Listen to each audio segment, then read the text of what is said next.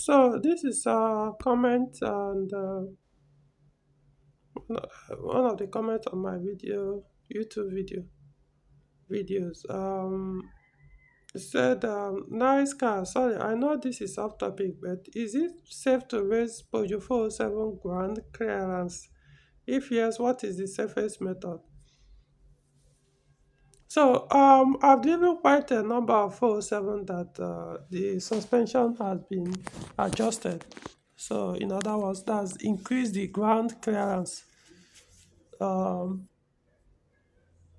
um, so yeah, they were okay as I was driving. I didn't feel any um, loss of stability while I was in motion. There was nothing. I didn't feel that kind of issue. Um,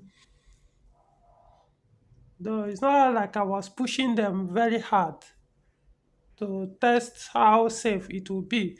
But just the normal speed in the city on the highway, it was okay, no issue. So of course the ones that I drove, one of them was much higher than the others that they also adjusted and increased the height.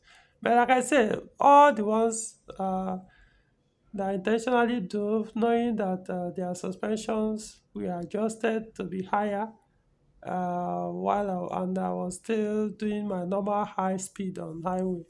Well, okay. So, um, but not like the way I drive doing on my phone drive, which are basically different. Um, they're just once I'm on phone drive, the driving pattern changes. So I wouldn't know if those ones could handle that. Maybe they could. Who knows? So, but the point is, yeah, I've driven them and they were safe enough for me to not to discourage people from doing that. Well, how were they done? Well, for the front ones, there's something they usually put. You have to remove the shock absorber mount, as in remove the shock absorber from the vehicle. Then remove the shock absorber mount, remove the spring, and so there's something they will now, depending on who is doing that and the method they want to use, they will drop something, where the spring sits on the shock absorber before they will now put the spring, so it will now shoot it up a little. So that's the one I know that people have done for the front. Likewise the rear one as well. The base where the spring sit on the shock absorber, they will put something there. It could be anything, depending on what. I don't have the pictures of the ones I know I've done. Sometimes some things are better viewed or seen than described. So the thing is, see, most times it's not even up to you. The people that do that shock absorbers adjustment most times are those guys that swap the shock absorber spring. There are people that specialize on that. So when they see your shock absorber, they already know what they could put there to increase the height, depending on how high you want it to go. So you could be surprised, no matter how small it is, you'll be surprised how high it will take the car up. You might see something maybe they want to put, it's very small, and you'll be like, no, you want it higher. But you won't know until when they put that, usually metal, something metallic. It could be a pipe. There's one I saw, they cut the pipe that has almost the same circumference with the shock absorber tube. So they cut it, put it there before they put the spring. There are some shock absorber models that you can remove that base where the spring sit on. Then you put that in before you drop that base on the shock absorber. You might not understand what I'm saying. So my point is there are so many ways they do it. So it's not about which is the safest way. It depends on the person doing that, the method he applies. or maybe you have one in mind. Maybe there's one somebody have done, and you could take that one, and you're okay with that method. You could take it to whoever that will do and say, I want exactly this. But like I said, the common one or common method I know of, both the front and the rear, is they will remove the shock absorber spring, put that in there, remove the shock absorber spring, remove the base. Yeah, you have to remove that thing that looks like a plate. It's not really a plate, but I just say remove the base, where the spring sits on. Then put that thing there. Then you drop that base. So that base will no longer go back to the original position.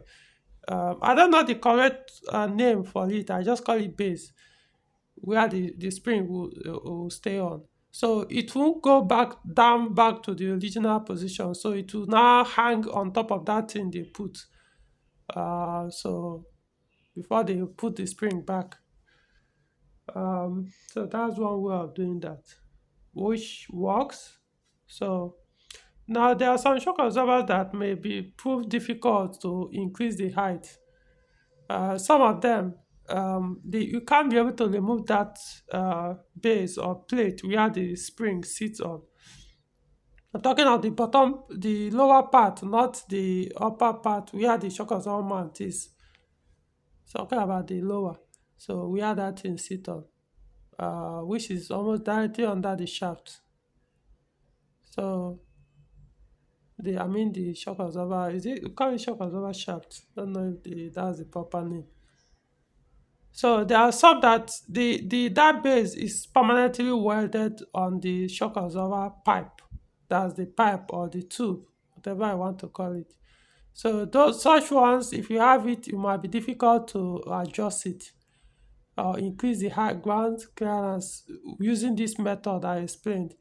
So in that case, if you are searching for shock absorber to buy, you have to look for that one that you can remove that base, so that you can put whatever you need to put under the base to shift to put, stop the base from dropping lower. Um, that is most, like OEM shock absorbers. Those one you can remove that base, knock it out, put that in, then drop it. Yeah. Now for depending on which car, like 407 V6, you won't be able to, especially the rear one. The front one you can do that, but the rear one you can't, because remember the rear shock absorber, 407 V6, is permanently, you could say, you almost call it sealed off. You can't dismantle the shock absorber.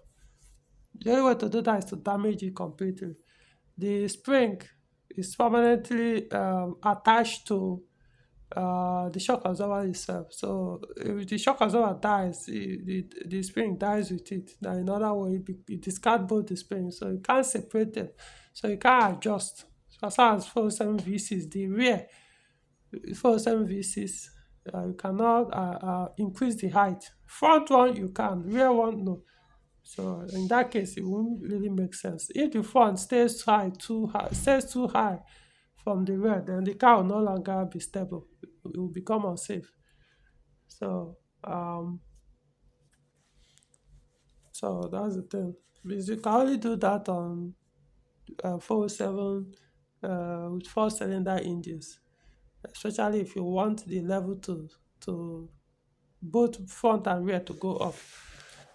Okay, so I hope what I said makes sense. So my point is, yeah, it can be done. I don't know other methods of doing that. I'm just telling you the safe ones I know.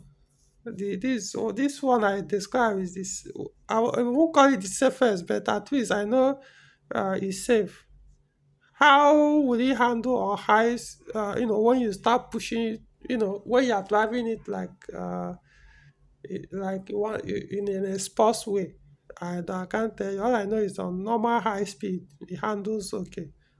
Nothing. I didn't notice any issue in terms of the car stability on high speed, even with those adjustments or increase or height. Okay, so hope this answered your question. All right.